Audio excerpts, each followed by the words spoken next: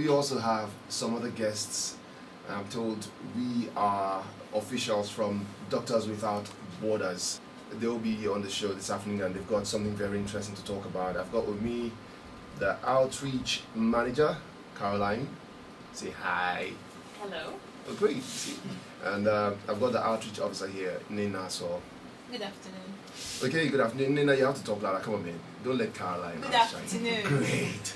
Okay, so what are we talking about? Today we want to talk about our services, what we're doing in Port Harcourt, and how people can have access to what we do, the services that we offer. It's still touching lives, but today's edition is a special one. We have officials from Doctors Without Borders here in the studio, and they'll be telling us a little bit more or a lot more about what they do, what they are here for, what they stand for, how to access them, how to get to them, how to get helped by Doctors Without Borders. Of course, this is touching lives.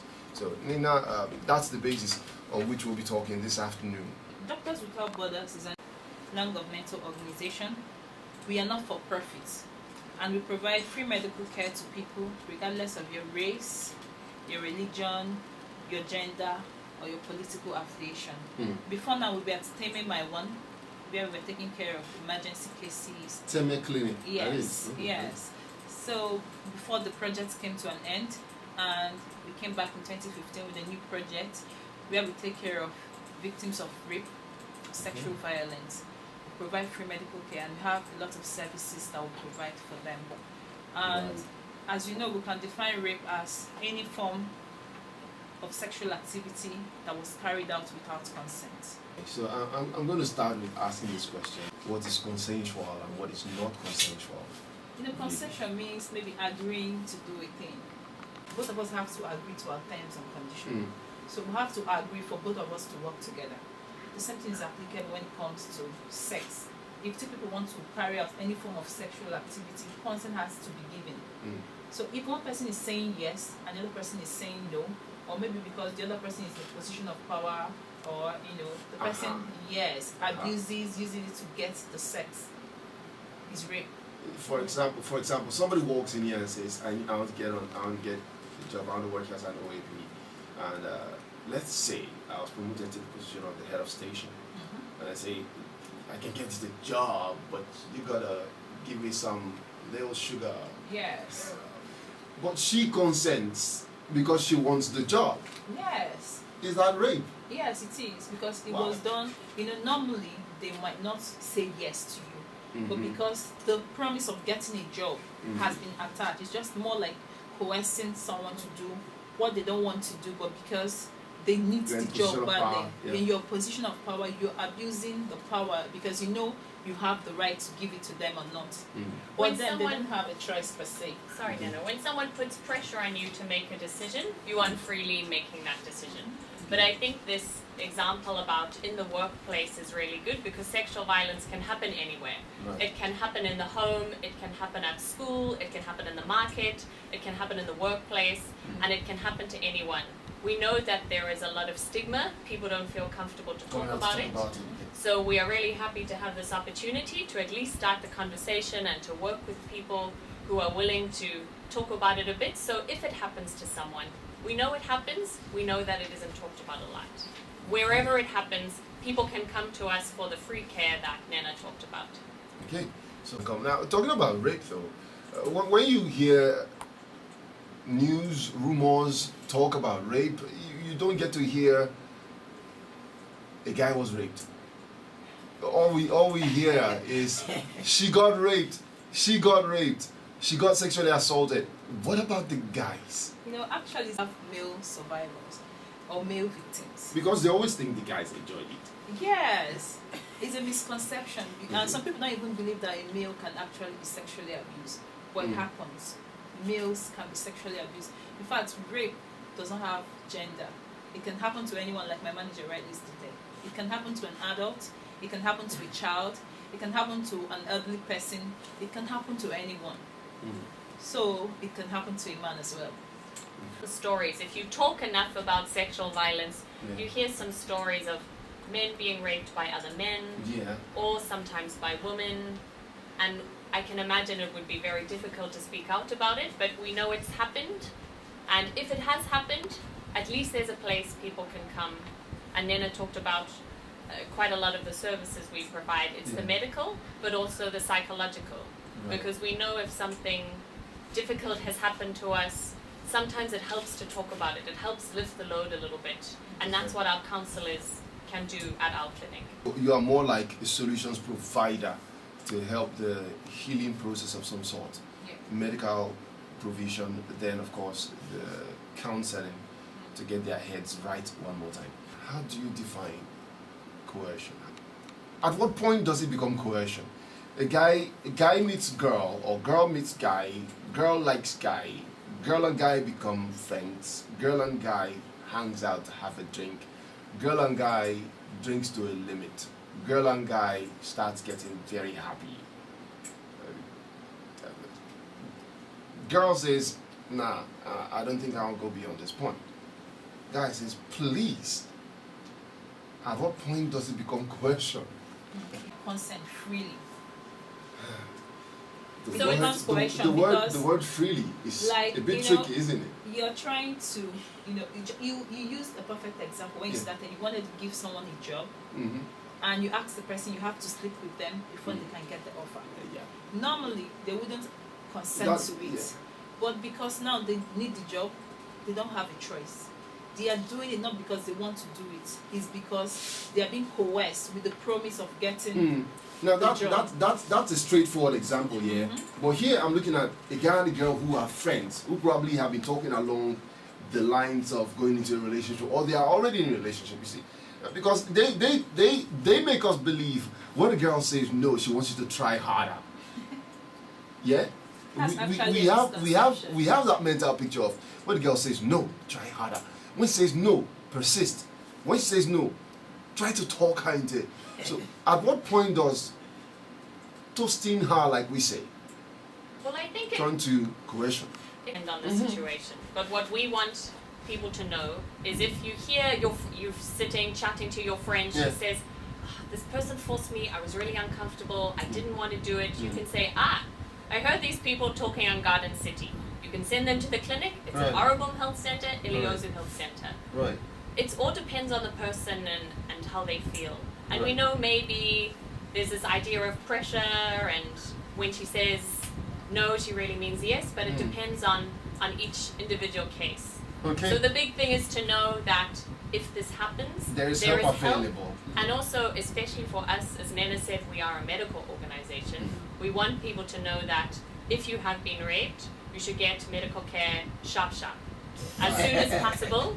If you think of all those infections you could get, all of the consequences like HIV, other sexually transmitted infections, if you come to the clinic and take medicine, it can stop those infections spreading around your body. Yeah. And that's amazing. So these amazing drugs exist, and we really just want people to know that. So even if it happens, you can come and we can make sure if you take the pills as soon as possible, you don't get HIV, you don't get those infections. For older women, you don't get pregnant. So it's to come within the first 3 days, ideally. So that's 72 hours. So as soon as possible. Okay, so heard right. If we heard right, if you get raped, if you feel like you were raped, yeah, because it's a feel right. You didn't want to, but you got to, and you did it. It's funny. Why are we laughing? But see, yeah, it's a feeling. You feel like you didn't have sex of your own free will. It's basically you've been raped.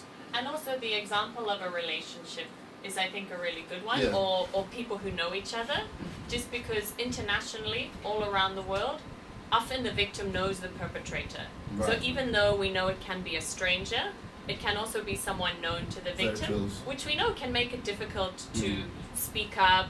How are my family, my friends going to react? Sibling rape. Yeah, there's lots of things happening. Relations, raping.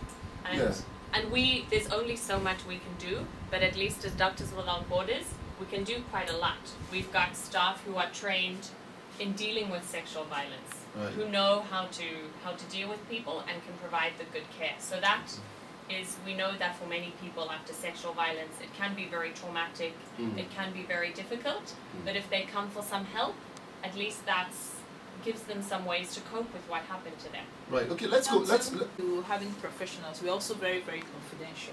You know, sometimes people have concerns about, if I say it, someone else will hear or someone else will know. At Doctors Without Borders, we are very, very confidential because we understand the stigma and the discrimination associated with rape and sexual violence. So we try to protect our survivors as much as we can. And that is why we're in the health center. Everyone comes to the health center for antenatal, for immunization, for OPD, and the people that come to Doctors Without Borders also comes. And I can assure you that whatever the person discusses in the clinic stays in the clinic. No one will know and no one will hear. Right. Okay, let's move away from, we have established what rape is, we have established the fact that it can happen to absolutely anybody under any circumstance, from people who you are very, very close to or from strangers.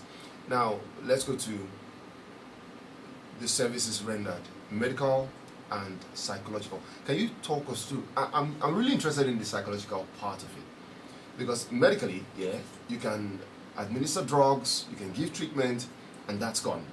But the mental scar is the most difficult to let go.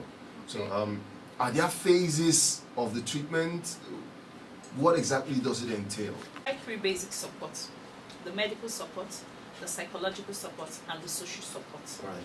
For the medical support, my manager mentioned about the PEP. We give that within the first 3 days. So if it has happened, you don't have to stay and wait till 3 days. You just have to come as soon as possible. So you can have access to the PEP to prevent the transmission of HIV. What is PEP? Post-exposure prophylaxis.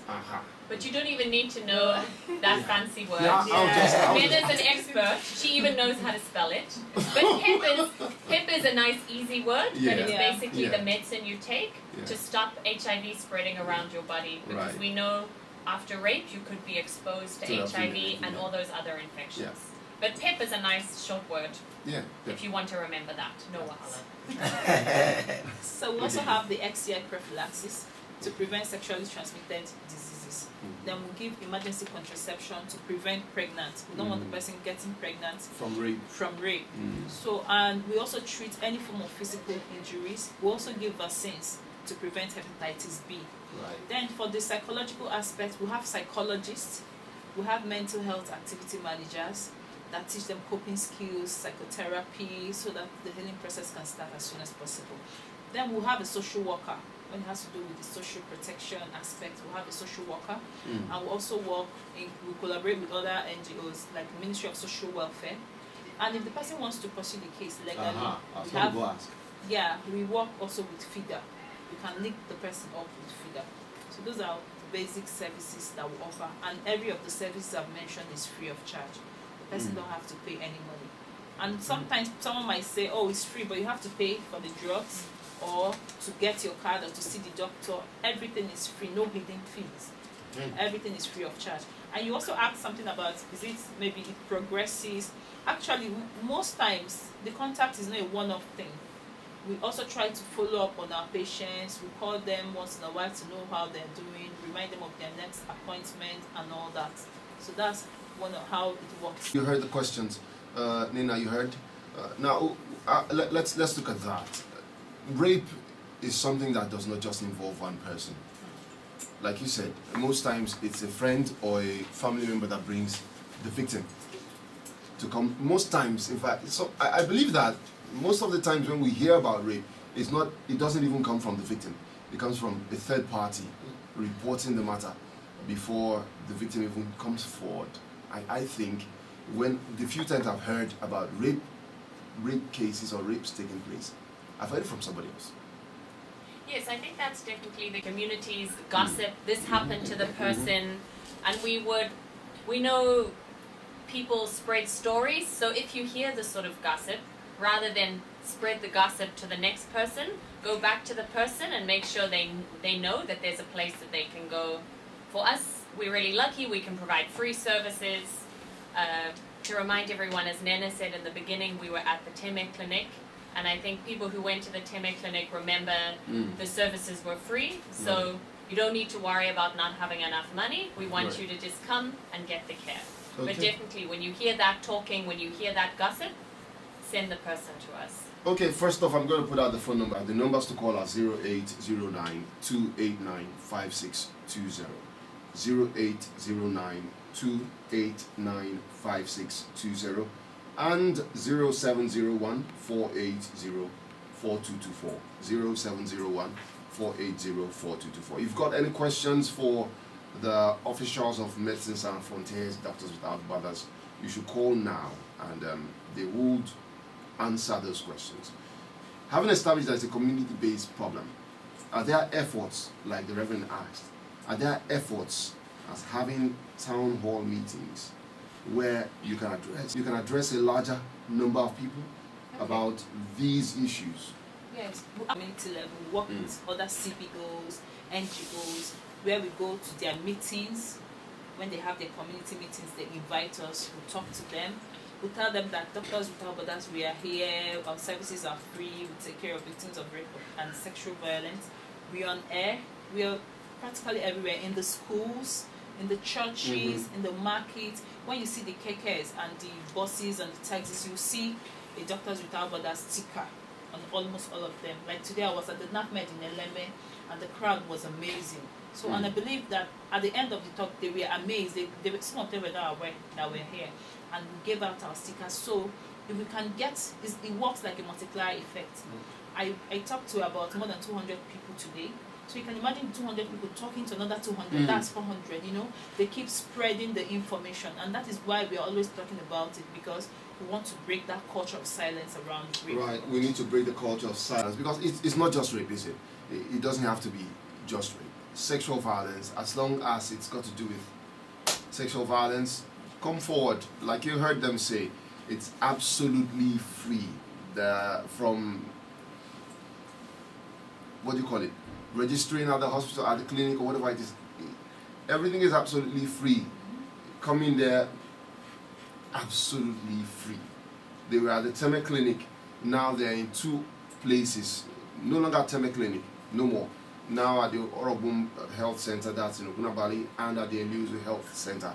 Come forward, get treated. It's very important, very, very important to get treated and get counseled. Gisting about it won't help. I'm planning a reprisal attack will not help either. Yeah. It will not help either. Come forward, get treated, and get counseled, and get better. Thank you so much for coming on, Caroline and Nina. All my appeal at this point is that I feel more people can join Touching Lives to touch more people spiritually, health-wise, so that we can have more people surviving. That's right. And also they should also remember some orphans who have nobody. We have about 177 of them in need of health care, education, and physical protection. I think we keep begging God to keep using more people, as we have Doctors Without Borders doing same for us. Thank you. Okay.